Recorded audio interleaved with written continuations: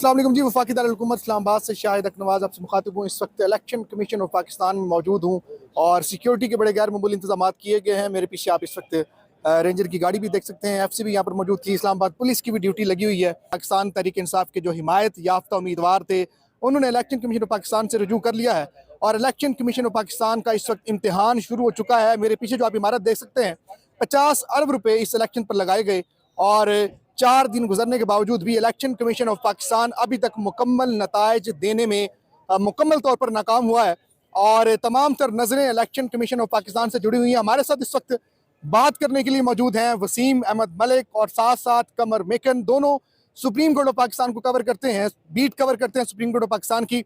और आज बात करेंगे चीफ जस्टिस काजी फायज ईसा के हवाले से कि उनका कितना बड़ा इम्तिहान है और पाकिस्तान की सबसे बड़ी अदालत के सबसे बड़े मुनसिफ का अभी तक कोई रद्द-ए-अमल, कोई सो मोटो सामने नहीं आया।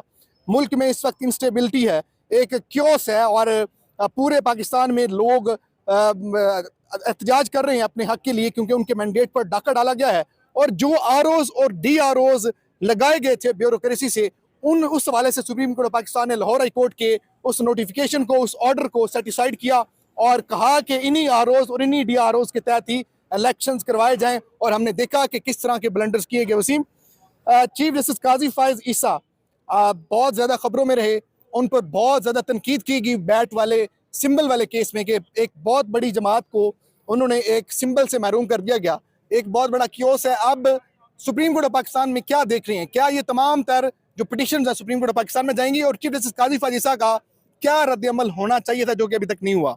देखिए, ये बात तो अब पत्थर पर लकीर है। जिस तरह इंतखाबात 8 फरवरी को पत्थर पर लकीर थे, तो ये बात भी अब पत्थर पर लकीर हो गई है, क्योंकि इस चीज़ के तो हम सब विटनेस हैं और हर वो सहाफ़ी विटनेस है जो 8 फरवरी के दिन, 9 फरवरी के दिन ग्राउंड पर मौजूद था कि किस तरह अक्सरियत का जो फ़ैसला था वो अस्करियत ने बदल दिया है।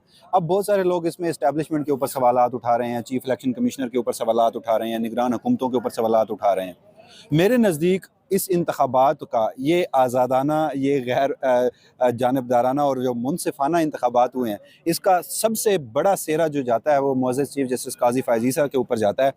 आपने आरओज़ की एक मिसाल दी। देखिए, मामला सिर्फ आरओज़ और डी आरओज़ का नहीं था। ये मामला 15 दिसंबर के उस फैसले का आप हवाला दे रहे हैं कि जब जस्टिस बाक़िर अली नजफ़ी की सरबराही में बेंच ने फ़ैसला दिया, उमैर नियाज़ी की दरख्वास्त थी पाकिस्तान तहरीक इंसाफ से और फिर जो हशर 15 दिसंबर 2023 को चीफ जस्टिस काज़ी फायज़ ईसा की अदालत में उमैर नियाज़ी साहब का और बाक़िर नजफ़ी साहब का हुआ, उससे भी थोड़ा सा आगे बढ़ी है। देखिए, अब ये मैं नहीं कह रहा, ये आपको कमर या आप नहीं कह रहे, ये अब आलमी मीडिया कहने लग गया। और ना सिर्फ आलमी मीडिया कहने लग गया है, बल्कि बरतानिया के जो वज़ीर ख़ारजा डेविड कैमरून साहब हैं, उन्होंने कह दिया है कि जी पाकिस्तान की जो अदालत है, पाकिस्तान का जो जुडिशल सिस्टम है, वो उसमें कोई मुदाखलत नहीं होनी चाहिए। पाकिस्तान के जुडिशल सिस्टम के तहत हर शख्स को फेयर ट्रायल का हक मिलना चाहिए। तो आप अगर सीरीज़ ऑफ केसेस में आपको बताऊं, तो जो लेवल प्लेइंग फील्ड के सिलसिले में पाकिस्तान तहरीक इंसाफ सुप्रीम कोर्ट जाती रही, चीखती रही, चिल्लाती रही, तो किसी को नज़र नहीं आया। चीफ जस्टिस काजी फायज़ ईसा साहब को भी नज़र नहीं आया और इसी मुतल्लिक 3 जनवरी 2023 का फैसला था। मगर इन तमाम फैसलों से भी बदतर अगर कोई एक फैसला था तो वो फैसला था 13 जनवरी 2024 का दिन, जब चीफ जस्टिस काजी फायज़ ईसा साहब ने पाकिस्तान की सबसे मकबूल सियासी जमात, और ये अब आप और मैं नहीं कह रहे, ये पाकिस्तान की अवाम ने इन इंतखाबात के नतीजे में भी बता दिया है कि वो सबसे मकबूल सियासी जमात है, उससे बल्ले का इंतखाबी निशान छीना है। अब इससे क्या होगा? बल्ले के इंतखाबी निशान को छीनने से मैं इसे 2 पर्सपेक्टिव में देखता हूँ। सबसे पहले आपने एक सियासी जमात के लिए इंतखाबात को कठिन बना दिया, इंतखाबात को मुश्किल बना दिया। उसके बावजूद भी पाकिस्तान की अवाम बाहर निकली, उन्होंने अपना जो कॉन्स्टिट्यूशनल मैंडेट था दिन की रोशनी में उसका इस्तेमाल किया। आपने रात की तारीकी में चाहे वो नताइज रिवर्स कर दिए, मगर अब इन इंतखाबात पर इतने बड़े सवाल निशान खड़े हो गए हैं कि चाहे इस मुल्क के जो बड़े बड़े ओहदेदारान हैं वो उल्टे लटक जाएं, या फिर जैसे हमारी सराइकी में कहते हैं कि तत्ते तवे दे भी बह वंजन, तो कोई ऐसा शख्स जो है, जो जी शऊर जी अकल शख्स है, वो इन इंतखाबात को नहीं मानेगा। जो सबसे अहम बात जो मेरे नज़दीक है वो ये है कि 13 जनवरी का जो फैसला है वो पाकिस्तान में लोटा करेंसी की बुनियाद रखेगा, बल्कि बुनियाद रख चुका है। आपने सबसे पहले क्या किया? आपने इंतखाबात को कठिन बनाया, लेकिन वो जमात फिर भी इलेक्शन जीत के आई और अब चाहे इंतखाबात को बदतरीन तरीके से आपने मैनिपुलेट किया, नताइज को बदतरीन तरीके से आपने मैनिपुलेट किया, पूरी रियासत ने मिलकर मैनिपुलेट किया। मुझे क्या लेने दीजिए कि उसमें आपकी इस्टेब्लिशमेंट, आपकी निगरान हुकूमतें, आपका इलेक्शन कमीशन और आपका निज़ाम अदल मुकम्मल तौर पर मुलविस था। अगर मुलविस ना होता तो ये मुजरमाना खामोशी ना होती, क्योंकि आईने पाकिस्तान की बात चीफ जस्टिस काजी फायज़ ईसा साहब अक्सर करते हैं। और आईने पाकिस्तान तो शुरू ही यहीं से होता है कि जी हाकमियत जो है हमेशा रहने वाली वो अल्लाह की है, और उसके बाद कौन है? उसके बाद पाकिस्तान की अवाम इस मुल्क के हकीकी वारिस हैं। जो इस मुल्क के हकीकी वारिस हैं उनके मैंडेट का आपने जो हाल किया, आप सब ने मिलकर, इस मुल्क के इदारों ने मिलकर, तो अब ये भी शायद बनी नो इंसानी तारीख का पहला वाकया होगा कमर मेकन साहब के इंतखाबात में इमरान खान के नाम पर वोट मिले होंगे और हुकूमत उसी वोट के तहत बनाएगी नवाज शरीफ और पीपल्स पार्टी। तो अब ये जो मंडी लगने जा रही है, ये चीफ जस्टिस काजी फैज ईसा का फैसला है। और मैं एक आखिरी बात, पाकिस्तान की अवाम, पाकिस्तान की जमहूरियत का आज ये जो हशर हुआ है, इसमें ना तो इस्टेब्लिशमेंट उतनी बड़ी मुलविस है, ना ही पाकिस्तान की अदलिया। इसमें मुलविस हैं पाकिस्तान के ये बद किरदार और खाइन चेहरे, बददियानत चेहरे जो हमेशा से ही अपना रेट लगवाते आए हैं और बिकते आए हैं। और ये जो 35 का टोला है ना, हमेशा इस्टेब्लिशमेंट और अदलिया ने इन्हीं को इस्तेमाल करके पाकिस्तान की जो जमहूरियत है उन्हें मैनिपुलेट किया है। और इस बार अगेन फिर वो रास्ता दे दिया गया है। मुझे आज भी वो दिन याद है जब सुप्रीम कोर्ट ऑफ पाकिस्तान में चीफ जस्टिस उमर अता बंदयाल के दौर में 63A की तशरीह का एक फैसला हुआ था, जिसमें सुप्रीम कोर्ट ऑफ पाकिस्तान ने लोटा करेंसी को तकरीबन पाकिस्तान में बैन कर दिया था। बैन इस तरह से कि वो जो 25 पंजाब असम्बली में पाकिस्तान तहरीक इंसाफ के अरकान मुनहरिफ हुए थे, वो नाअहल हुए। जब वो नाअहल हुए तो सुप्रीम कोर्ट का साथ दिया पाकिस्तान की अवाम ने। 17 जुलाई के इंतखाबात में 20 नशिस्तों पर इंतखाबात हुए, 16 पाकिस्तान की वो जमात जीती, 17 जिसे पाकिस्तानी अवाम ने जो लोटे हैं उन्हें मुस्तरद करके रख दिया। अगर हम एक बाब बंद करने ही लगे थे तो फिर हमने 14 जनवरी को एक और फैसला दिया और उसे अब हमने एक नया बाब खोल दिया। आपने वसीम की गुफ्तगू सुनी, डिस्कशन में कमर मेकन को भी शामिल करते हैं। कमर, चीफ जस्टिस काजी फायज ईसा को क्या करना चाहिए इस सिचुएशन में?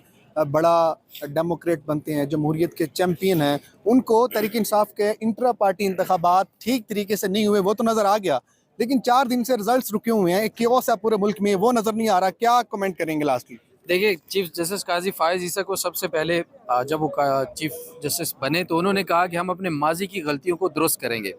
लेकिन यहाँ पर मैं कहूँगा कि चीफ जस्टिस काजी फायज ईसा को अपनी एज अ चीफ जस्टिस करने वाली गलतियों को दुरुस्त सबसे पहले करना पड़ेगा।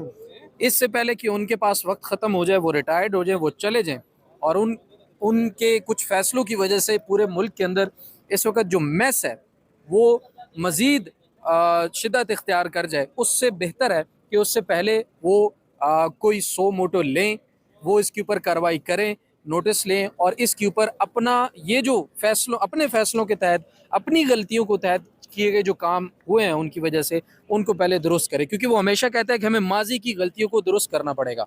तो माजी की गलतियों को अगर दुरुस्त करना है तो चीफ जस्टिस काजी फायज ईसा को सबसे पहले ये करना पड़ेगा कि अपने उस फैसले पर नज़रसानी करनी पड़ेगी जो उन्होंने लाहौर हाई कोर्ट के इलेक्शन कमीशन के आरओज और डीआरओज के नोटिफिकेशन को कलअदम करार दिए जाने पर किया था। और उसके ऊपर बैरिस्टर उमैर नियाजी को धमकी भी लगाई कि हम आपको तौहीन अदालत का नोटिस जारी करेंगे। उसके बाद उन्हें दूसरी अपनी गलती ये दुरुस्त करनी चाहिए कि 14 लोगों के बुनियादी हक की खातिर 14 करोड़ अवाम के वोटों की बुनियादी हैसियत, बुनियादी हकूक़ को मुतासिर किया उस फैसले जो उन्होंने बल्ले के ऊपर दिया और एक पाकिस्तान की मकबूल तरीन जमात से बल्ला ले लिया, जिसके बाद अब हॉर्स ट्रेडिंग का बाजार गर्म हो चुका है और इस वक्त जो कैओस है मुल्क के अंदर सिर्फ और सिर्फ उसी फैसले की वजह से है। उसके बाद तीसरी सुप्रीम कोर्ट पाकिस्तान में जाता हुआ दिखाई दे रहा है। बिल्कुल जाएगा, लेकिन उसका कोई असर नहीं होगा। तीसरी गलती सबसे जो सही करने वाली है वो ये है कि लेवल प्लेइंग फील्ड पर काजी फायज ईसा साहब से इंसाफ मांगा जाता रहा, बार बार दरख्वास्तें दायर की जाती रही, लेकिन वहाँ पर तहरीक इंसाफ के वकला ने अपने केसेस को भरपूर डिफेंड किया, लेकिन मुखालफीन की जगह वहाँ पर काजी फायज ईसा साहब पाकिस्तान तहरीक इंसाफ के वकला के मुकाबले में दलाइल देते हुए हमें अदालतों में नजर आते थे।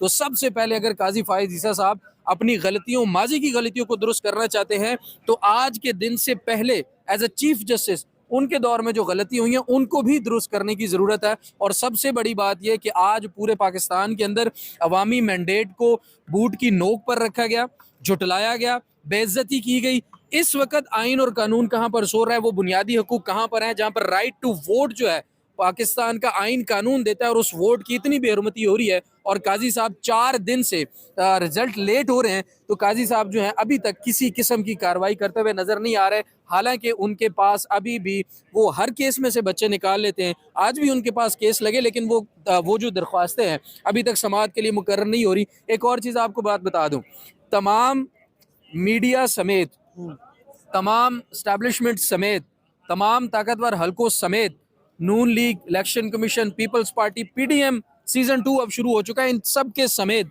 इन्होंने कोशिश कर ली कि इमरान खान के पास ना बल्ला हो, ना फील्ड हो, ना टीम हो, आँख बांध गए। कुछ भी ना हो। लेकिन आप यकीन माने कि जो उम्मीदवार इस वक्त खड़े थे उनके पास ना बल्ला था, ना फील्ड थी, ना कप्तान था, ना टीम थी, उसके बावजूद भी उन्होंने सेंचुरी मार दी है। इसके बाद भी अगर पाकिस्तानी कौम के मैंडेट पर डाका मारा जा रहा है तो मेरा ख्याल है ये सोचने का मकाम है और ये सबसे बड़ा सवालिया निशान है। आखिरी बात, मीडिया या पाकिस्तान के जितने भी लोग हैं उन्होंने इस इलेक्शन को बिल्कुल वाज़े तौर पर एक्सपोज कर दिया है।